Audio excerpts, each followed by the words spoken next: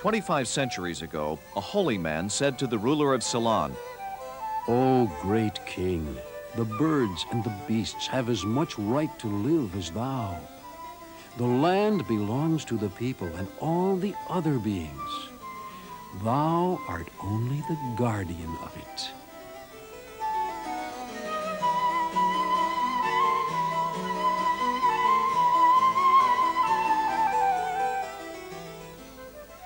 It took the Earth 4.5 billion years to form its rivers, its mountains, its forests, and everything that lives on it.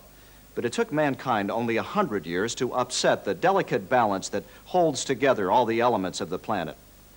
Today, the fish are dying in our lakes and rivers. The water we drink is being contaminated, and the air we breathe is being polluted. Rain and drought patterns are changing, and global temperatures seem to be increasing. What's happening to the Earth? We talked with Swedish scientist Dr. Erik Arrhenius, professor of natural resources management at Stockholm University. man has always had an impact on his environment. Why has this become a problem just recently? I think two main reasons: the increased population and the request for development for this population. The backside of the medal of our welfare in the industrialized country has always been there. It becomes magnified when everybody should have the same standards, and we run the systems careless without considering the need for nature to recover when we tap it. The Industrial Revolution, which started 100 years ago, brought many amenities to our daily lives. You're so enchanting, people must stare. New technologies led to mass production. Factories sprang up everywhere. Cars proliferated. And we called this progress. What we didn't know then was that there was a high price to pay for it. Factories, power plants, and motor vehicles that burn fossil fuel, that is, coal and oil and natural gas, release carbon dioxide, which, along with other gases, threatens to turn the Earth into a heat trap. The theory of global warming is not new. In 1894, the Swedish scientist Svante Arrhenius predicted a rise in global temperature of 3 to 4 degrees Celsius as a result of the concentration of carbon dioxide in the atmosphere. His grandson comments on this theory. Systems. These gases trap heat, and there is also there a resilience, so we don't see a temperature change now, but when these resilient systems are overloaded, we can get a sudden temperature change due to these greenhouse gases, as they are called, because they act like a greenhouse. What will happen is you will get a rise of sea level, probably. You will get a change of climate zones, longer period of drought and longer period of wet in some areas. The agricultural zones of the world will change. Some will benefit, and others will be ruined. But in the end, there will be no winners. Some envision hungry, dispossessed hordes of environmental refugees fleeing from areas affected by flood and drought. Chlorofluorocarbons are another culprit. CFCs, as they're commonly called, are a man-made chemical used in styrofoam products, in your home and car air conditioners, and in aerosol sprays. The CFCs now in use have an average impact on the greenhouse effect that's 15,000 times greater than that of carbon dioxide.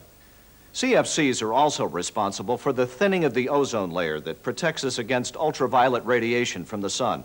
One of the consequences, more deaths from skin cancer. We know the air we breathe is contaminated, but how about the food we eat?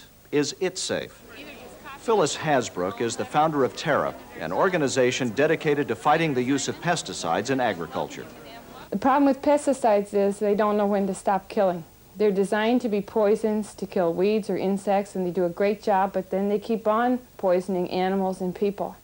In the United States, farmers who use pesticides have been found to have the rate of non-Hodgkin's lymphoma, that's a rare kind of cancer, which is 6 times higher than the national average. The World Health Organization estimates that pesticides cause the deaths of over 20,000 people every year, and that more than 500,000 annually develop other health problems. In addition, the insects that are the pesticide targets are developing a resistance to those chemicals, and some crops now require more sprayings per season. And the farmers are spending much more money in the process. They could be using sustainable agriculture methods, IPM, or being totally organic, not using any chemicals whatsoever. And you know, when the airplanes spray the pesticides on the crops, according to Harper's Magazine, only 0.1% actually reaches the target insects. Much of it is simply dispersed through the air, and wind can carry it anywhere to any people. Besides the toxic effects that most agricultural pesticides have on humans, these chemicals have a devastating ecological effect. Countless birds and animals die every year from exposure to pesticides that are applied to croplands and released into lakes and streams. From the farm to the tropical rainforest, modern technology, unwise economic policies, and ignorance are inflicting serious ecological harm on the earth.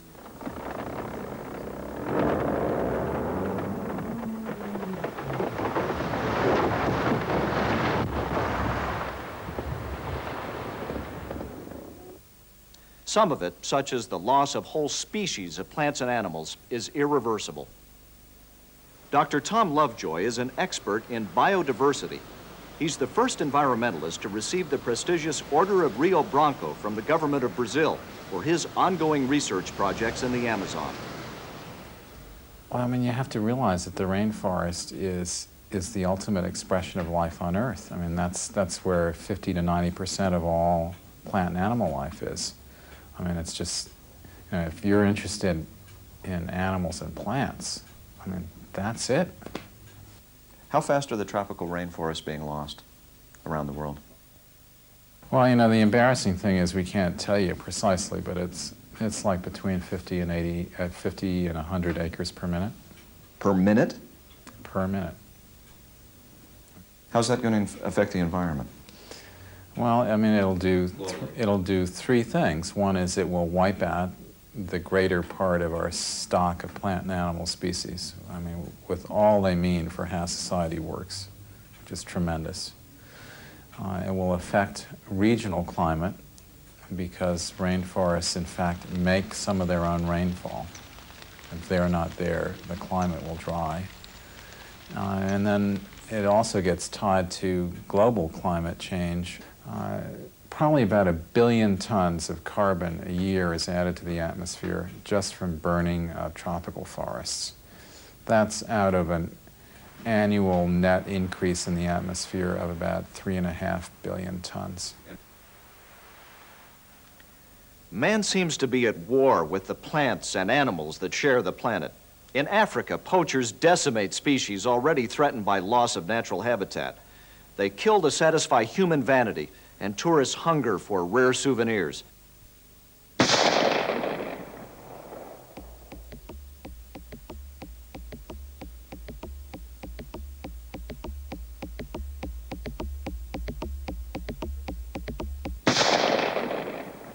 Extinction is one environmental tragedy that is irreversible. When a habitat is changed or disappears, the life it supports also disappears forever. Pollution, overfishing, and coastal development are threatening and destroying marine ecosystems.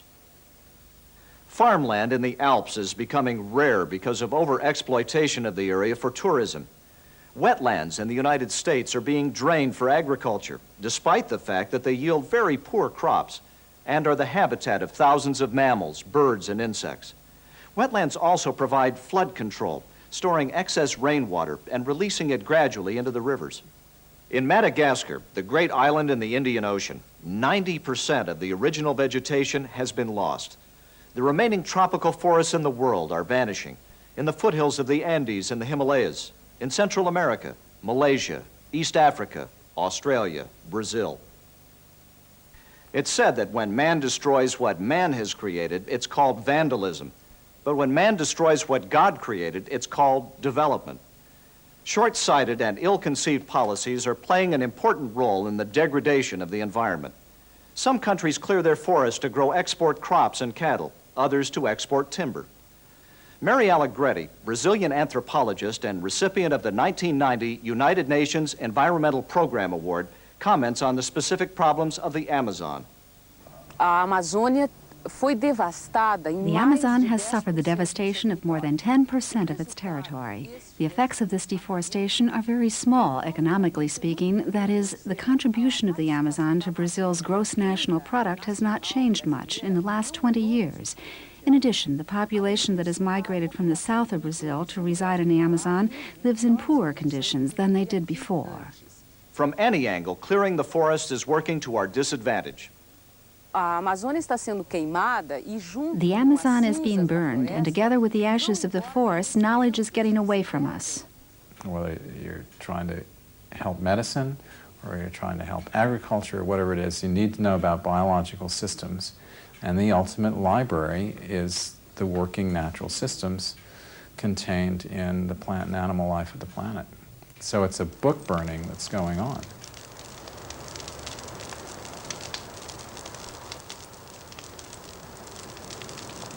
By burning and bulldozing, by using defoliants like Agent Orange in war zones, by allowing land erosion and the advancement of the deserts, we're losing our natural resources, arable land, and living space. Our numbers, however, are not diminishing. Since the year 1900, the world population has increased threefold, and with it has come the demand for more food, energy, and more consumer products.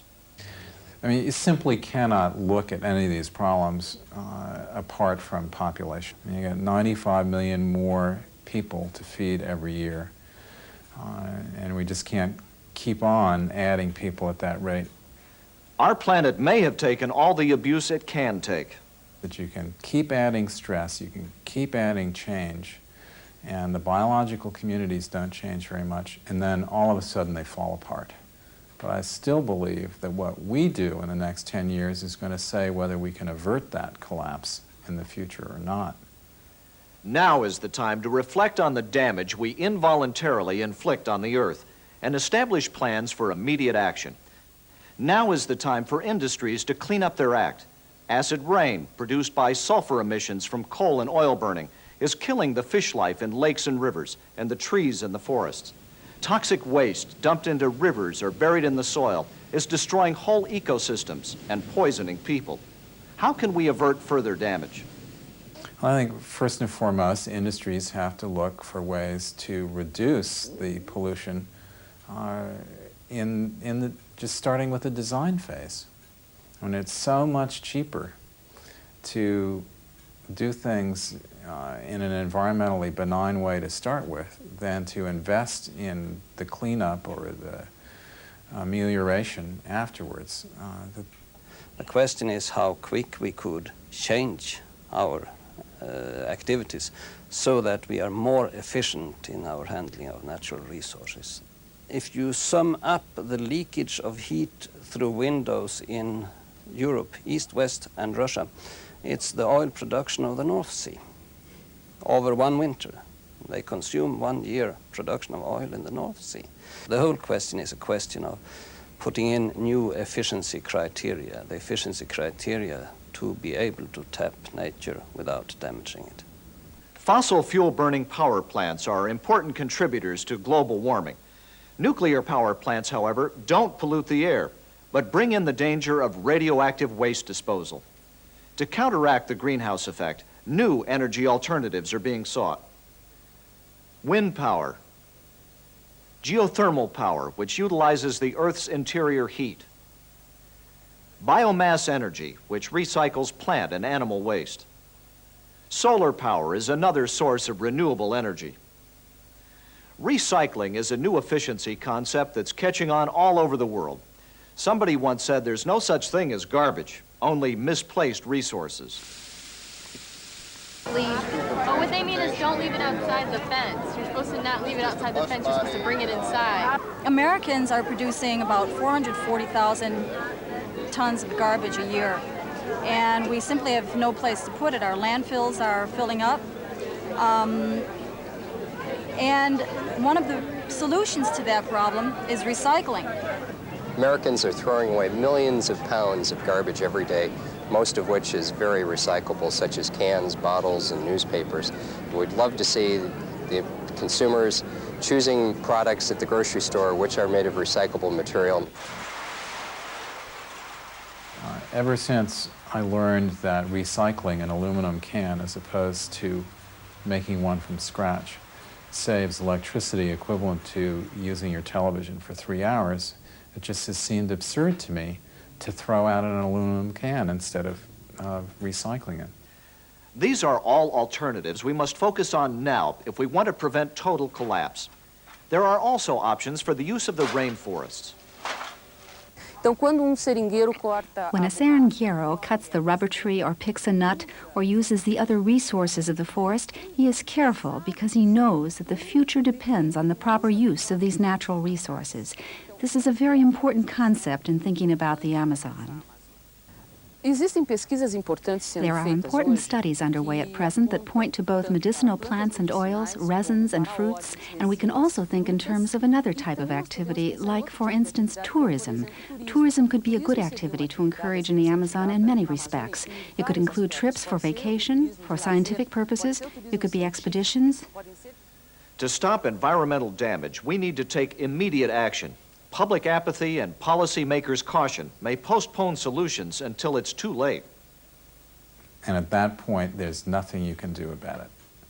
So the point is, it's ridiculous for us to wait for the signs of imminent collapse. I think you have to train people to react on this like they do in policy and economics on other areas where you take action before something happens. You anticipate, and you have to learn to anticipate. You have to learn to intelligently make a risk analysis and act after that. Involvement is required at all levels of society: government, the economic sector, individuals.